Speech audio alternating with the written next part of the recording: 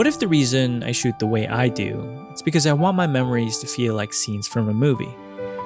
Not just photos living in my hard drives or posting disposable content online. Whenever I travel, I'm always searching.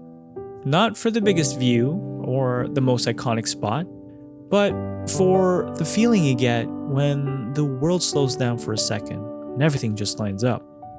And the 50mm has become my way of holding on to those moments. It sees the world simple, yet full of life, exactly the way I want to remember things. And maybe that's why I keep coming back to this lens, because it forces me to be present, just the exact distance where life feels close enough to touch, to dial in to the smaller details and to ingrain life into the frame. And that could be a lot of things. That might be the warmth of a street light, the leaves changing colors between seasons, or the way someone moves through a frame like they were meant to be there. Now, I'm not trying to create the perfect photos. I'm trying to document how a place feels. And this is how I see the world when I travel, holding on to moments that I don't want to ever forget.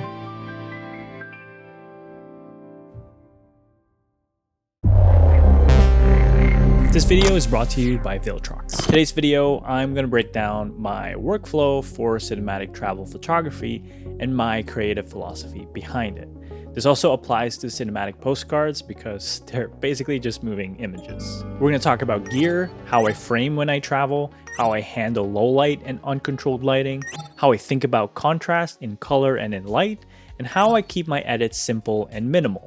It's basically a mini masterclass on how I see the world when I'm shooting with a single focal length and why the 50mm is such a powerful tool for cinematic travel photos.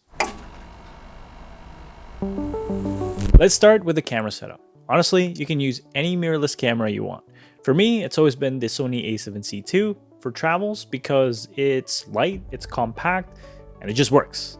And the lens I bring is the Viltrox 50mm f1.4 Pro. And there's a reason why I stick to the 50mm when I travel. It gives you this clean, natural perspective that doesn't have any crazy compressions, no weird distortions. It gives you a natural look at your subject. It's close to what our eyes naturally see, so your shots will feel grounded, cinematic, and a bit documentary-like. I also shoot with a 2.35 by 1 frame guide on my camera, aspect ratio, and this instantly changes how you compose because the frame feels wider and it's more intentional. But don't treat it like a cheat code. Use your original 16:9 composition because that still matters. So always build the shot properly first. With the wide aspect ratio, it's just an extra layer of style on top. If you're filming video, get a variable ND to control your exposure during bright daylight. And other than that, this whole setup is super simple. A camera, 50mm prime, and you're good to go for cinematic travel photography. To get cinematic images, you actually have to think like a filmmaker. Think of scenes you've seen in movies. The way characters are framed, how environments feel alive, and how the camera guides your eye. One of the biggest tools I use is leading lines. There are lines in your environment that guides the viewer's eyes to the story you're telling. That could be streets, railings, buildings, shadows. They all work for leading lines. And if you want your shot to say something in a single frame, leading lines help shape that message. Another technique that I love using is using people as foreground elements.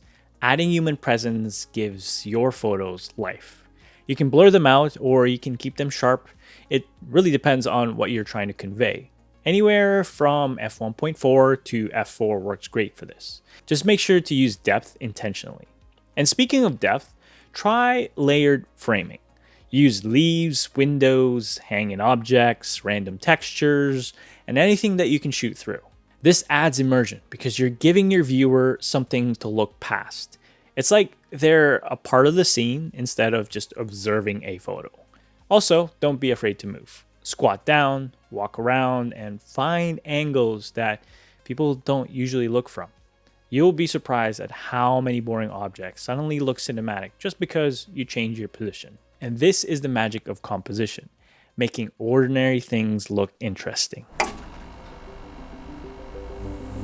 Let's talk about low light, which is honestly one of my favorite times to shoot.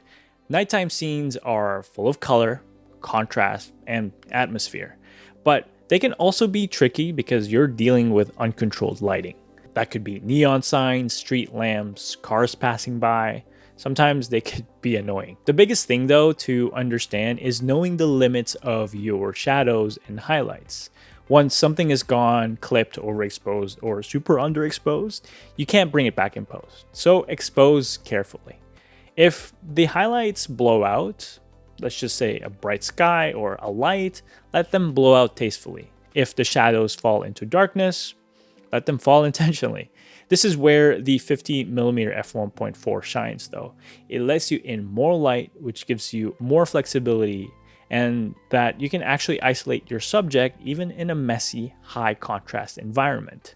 Or you can stop down a bit to keep more things in focus if that helps your story. At night, you don't have full control of the light. Sometimes you're forced to open up your aperture or you have to raise your ISO. But instead of fighting the environment, try to work with it. Use available light as your key light, as your rim light, or as just a background interest. Night scenes are basically built for cinematic shots if you know how to read them. Alright, let's talk about contrast. And I'm not talking about sliding the contrast slider left and right. There are different types of contrasts. First is light versus shadow, the exposure contrast. This is where you use pools of light or pockets of shadows to shape your subject.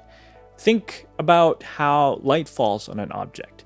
Can you use that to add depth? Or can you place your subject where the highlight naturally is? This creates punch, or it adds life before you even touch your photo in post. Second is color contrast. Think about warm versus cool, red versus blue, orange and teal. And these combinations make an image visually interesting. And the best part is you don't actually have to force it in post. Look for it while you're shooting. Look for wardrobe, signage, building lights, the time of day. The more you train your eyes to spot color contrast in real life, the more cinematic your shots will feel. Third is texture and shape contrast. Look for smooth versus rough surfaces, bright backgrounds versus dark subjects, busy details versus clean negative space.